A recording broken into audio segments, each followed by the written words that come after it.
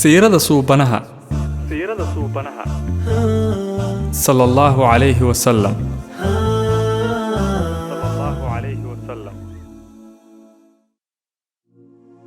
qaybta 10aad dhibaatooyinkii asxaabta lagu hayay. kufaartii Quraysh markay maqlaan qof maal ama magac leh ama qabiil xoog leh ka dhashay ayaa islaamay, waxay sameyn jireen inay canaantaan, caayaan, ay ku diraan eheladiisa, inta badanna gacanta ulama aysan tegi jirin. har yeeshee markay maqlaan waxaa islaamay qof aan qabiil xoog leh ka dhalan ama addoon ah ama cid difaacaysa aysan haysan, aad ayay u ciqaabi jireen, dhibaatooyin xanuun badan ayay ku sameyn jireen. dadkii sidaa oo kale ahaa oo aadka loo ciqaabi jiray waxaa ka mid ahaa Bilaal, Cammaar ibnu Yaasir iyo aabihiisii Yaasir iyo hooyadiisii Sumaya, Nahdiya iyo gabadheedii Cumeer, Khabaab, Muscab ibnu Cumeer iyo kuwa kale.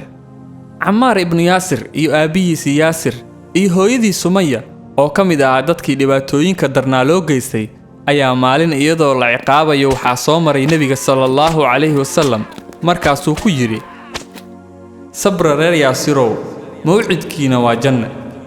odagii Yaasir ahaa iyo Sumaya waxay u dhinteen ciqaabkaas, oo weliba Sumaya waxaa gacantiisa ku dilay Abi Jahal, oo iyadoo la ciqaabayo ayuu waran ku dhiftay, halkaas oo ay ku nafbaxday kuna noqotay qofkii ugu horeeyay ee ummadda Nabi Muhammad sallallahu alayhi wa sallam alla dartiis loo dilo.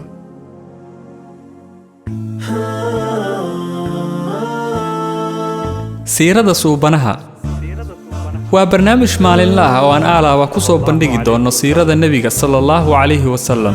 kala sooc maalmaha Ramadaanka 4 galabnimo Rashka Production YouTube iyo anigoo ah Ahmed Jubba.